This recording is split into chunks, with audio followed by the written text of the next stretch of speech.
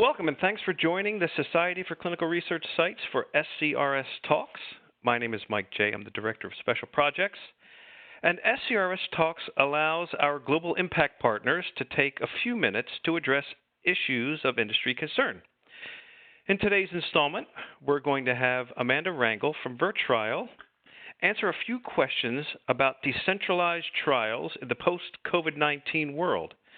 And before we get started, hi, Amanda. How are you doing? Hi, Mike. I'm doing great. Thank you for having me. Oh, you're welcome. Before I start into the questions, why don't you let everybody know what you and VirTrial have been up to lately? Definitely. So as an introduction to myself, my name is Amanda Rangel, and I'm the SVP of Business Development at VirTrial. And VirTrial itself is, a telemedicine company specifically targeting the clinical research industry. And through our very robust telemedicine platform, we're enabling a lot of different virtual services. So mostly allowing patients to connect with sites remotely, but also using telemedicine to enable CRAs or site monitors to connect with sites remotely in a zero-touch environment. And so we, with the onslaught of COVID, are definitely very busy and excited to have a solution that can help meet the needs of the widespread industry. Yes, and VirTrial, I'll mention this again at the closing, but VirTrial developed the virtual trials training that we offer to sites, which I'll mention again at the close of the presentation. So thanks a lot for working with us on that. So, well, let's just get right into it. Let us know how COVID-19 has shaped the future of decentralized trials, and considering the proactive stance that you all are taking towards it. Yeah, I'm really glad actually that you led with this important question, Mike, because since the onset of COVID, we've seen companies react very quickly to ensure patients remain safe and to minimize the risk of study disruption. And I think what's really been brought to light here are three key industry needs during this pandemic, all with the underlying theme of zero-touch visit capabilities. So the first key need being recruitment. How can we enable zero-touch identification and qualification of study participants? And the second being remote patient visits. So how are we enabling zero-touch virtual visits between patients and their research site when they can't meet in person? And then the third key industry need are virtual site monitoring visits. So how are we enabling zero-touch site visits so that clinical research associates or CRAs can continue their monitoring activities while sites are closed to on-site visits? And so with this realization and really subsequent reaction to meet these needs, technologies that have been available to enable remote site visits, such as telemedicine, they were once before considered to be nice to have options, but overall a risk to a trial. And now they're viewed as essential and the exact risk mitigation strategy to keep patients safe and minimize study disruption during the pandemic. So to your original question, will the industry take more of a proactive stance to DCTs? In our opinion, and I think the opinion of all, the answer is yes, it must. Even the FDA commissioner has vowed to permanently adopt COVID-19 driven changes that make reviews and authorizations faster. And so I want to take a step back from that high level answer and say, taking into consideration that we are on an SCRS podcast and that both SCRS and VirTrial are advocates for sites to have a voice and a say in what the future of DCTs look like, I would be remiss to not bring in some of the feedback we're hearing from our work with sites on this podcast.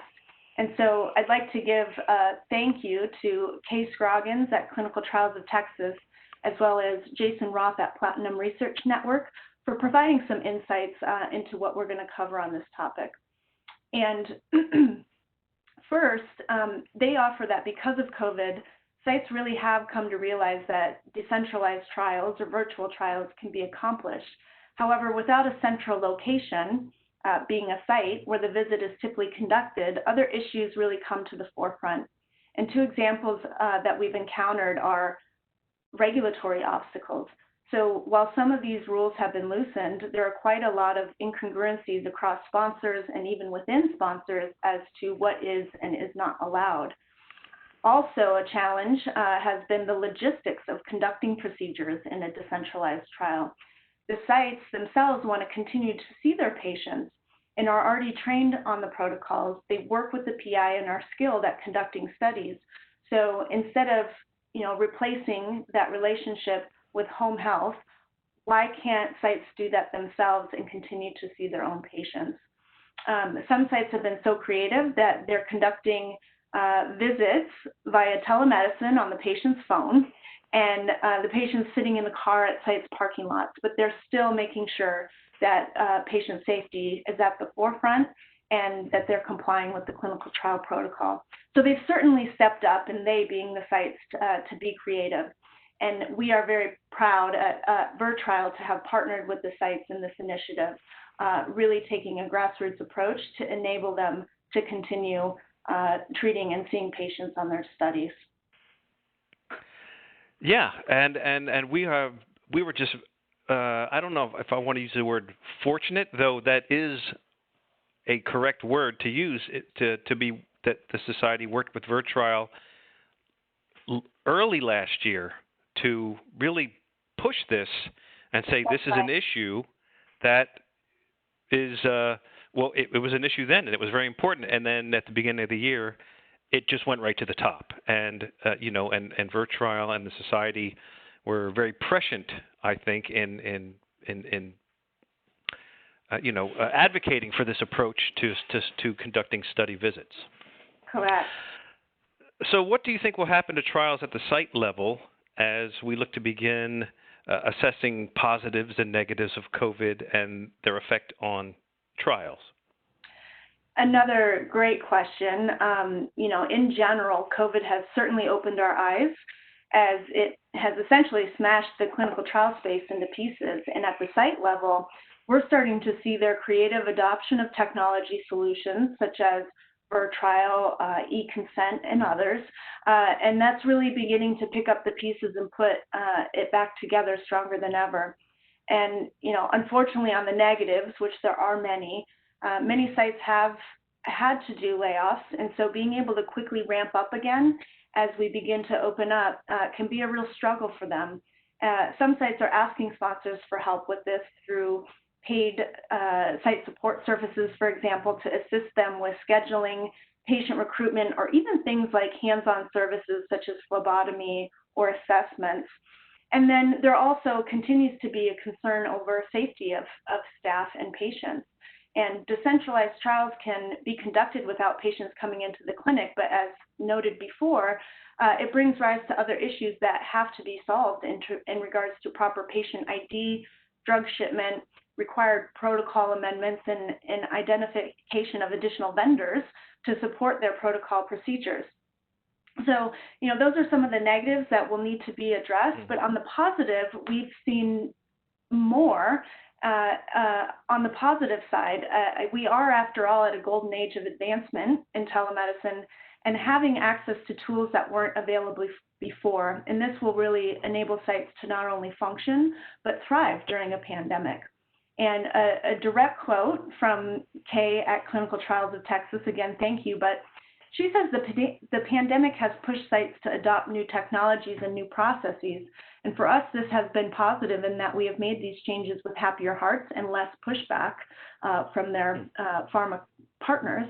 And sites can use virtual or decentralized visits to broaden their catchment area for recruitment and thereby improving enrollment in studies. So it also addresses, the continued issue of diversity. It allows sites to bring in a more wide area, whether geography or different diverse and ethnic populations into their trials.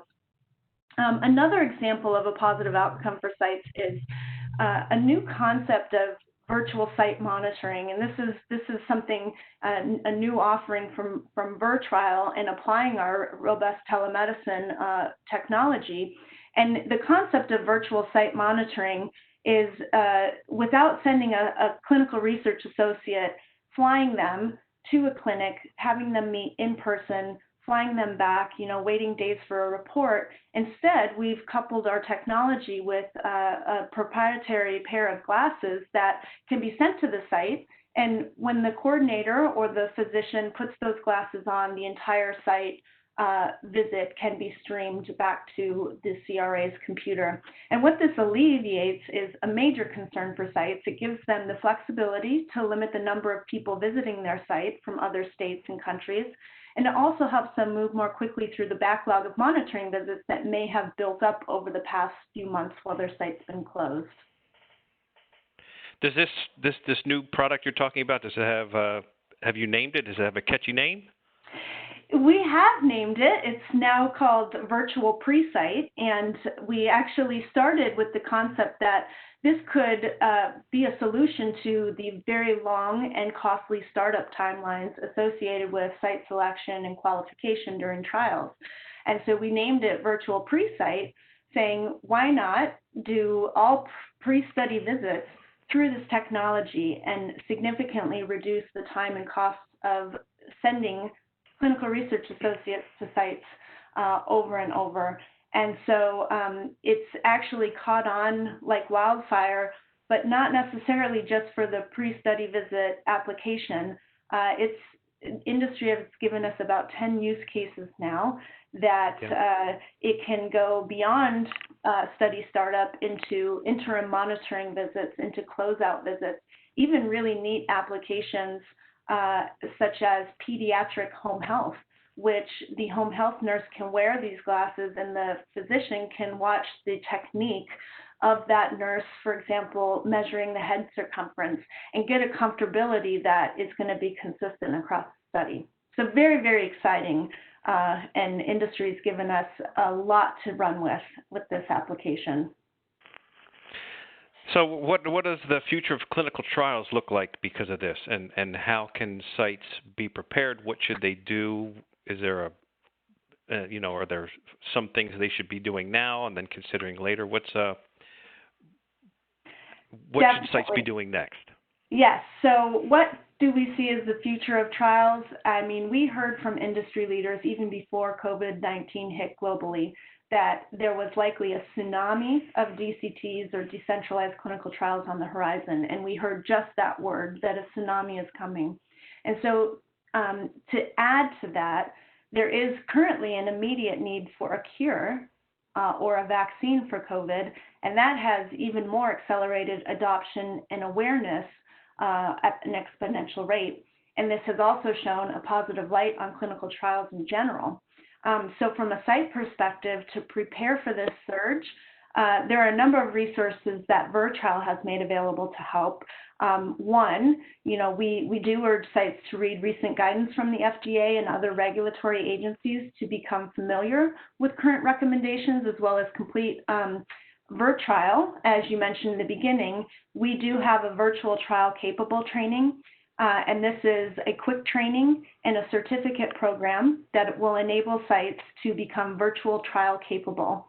And it really is to help them become familiar with telemedicine best working practices, essentially giving their staff legs to stand on in the fundamentals of how to simply conduct a virtual visit. This is a significant shift and leap that we're asking sites to take in moving beyond the four walls of their physical clinic. And, just like the painstaking EDC process and adoption in the past, sites are competent now in EDC, in things like e-diaries, but we're taking this to the next level by asking them to conduct decentralized clinical trials. So VirTrial's positioning and the reason we partnered with SCRS and other organizations like ACRP is to give them just the fundamentals. So what is good webside manner as opposed to bedside manner? And there's a lot to go along with that. Are you dressed professionally? Do you have appropriate camera and audio? And can you recreate that in-person feeling with your patient so that they're just as comfortable in a virtual environment as they would be in person. And so this is what we're offering.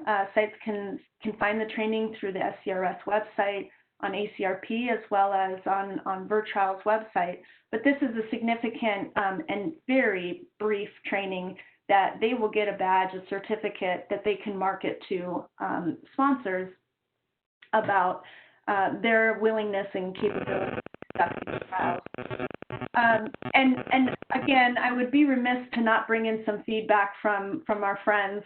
Jason Roth and his team at Platinum Research Network, they have actually embraced this philosophy. They've embraced various technologies at their sites in order to optimize management of their trials. And this includes e-regulatory, e-source, telemedicine, CTMS platforms. And really, again, it's a raise of the hand to say, I am ready for this industry. You really just need to bring me a protocol that I can execute that has decentralized clinical trial components. So as you can see, sites are ready or they're getting ready. They understand it. They want to keep their viability in the upcoming virtual world, and they're raising their hands. So now what's required really is a collaboration across all key stakeholders in the industry, sites, sponsors, CROs, and even technology vendors. And really only together and through collaboration are we going to completely shift the paradigm of how clinical trials are delivered. So if sites are ready, do you have any experience or have you done any research on what percentage of sponsors and CROs, what percentage of their portfolios are considering decentralized aspects of clinical trials? Well, I am so glad you asked that question, Mike, because you know it's like the $1 million question of what is actually being done now because of this, pandemic and this shift. And it's really a great follow-up question to the point I just made about requiring industry collaboration. We've been talking about decentralized trials and their benefits for years now, yet we continue to only see small pilots and really mostly an attempt to conduct completely siteless trials up to this point. And to me and the VirTrial team, it really makes most sense to simply try to walk before we run and implement decentralized clinical trials with the puzzle pieces we already have at our fingertips. So why try to get rid of sites when they are raising their hands willingly to conduct these trials and they already know and have the expertise to run clinical trials? So let's give sites a hybrid model, allowing patients to choose how and where they participate in clinical trials under the supervision of their already trusted physician. So to answer your question, I can't really speak on behalf of CROs and sponsors and what percentage of their portfolios are considering decentralized aspects, but I can say that the sites we're working with tell us that less than 5% of the trials they are offered have any decentralized trial aspect. So my question is, when is industry really willing to finally rip off the Band-Aid and go for it? We already know patient-centric trials have numerous benefits, such as better enrollment, better compliance, better retention, and even better drug approval rates. So if those reasons haven't been or are not good enough, then certainly everyone can recognize now in the face of COVID that it's in the best interest to, whenever and wherever possible, have some type of decentralized clinical trial component in trials, in every protocol, to prevent something like this from bringing clinical trials industry to a standstill ever again. Wow. Well, Amanda, thanks very much for that great report. Before we close out, how can people listening to this podcast find out more? Where can they go? A website? What's the best way for them to find out more about this? Yeah, so we will put this podcast up on the VirTrial website. It's virtrial.com. And then also I would imagine that Mike will have this available on the SCRS website as well.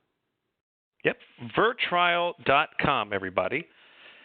Before we close out, Amanda, good to chat with you. And as much as I am intrigued by the virtual visit thing, would sure love to see you and your crew in person again soon in the future. Yes, technology will never replace that human element, will it? No, and I haven't seen you all in quite some time, but would look forward to seeing you all again. Yes, really looking forward to October, and hopefully the summit continues Yep. on. It'll be great to see everybody's faces. Sure would.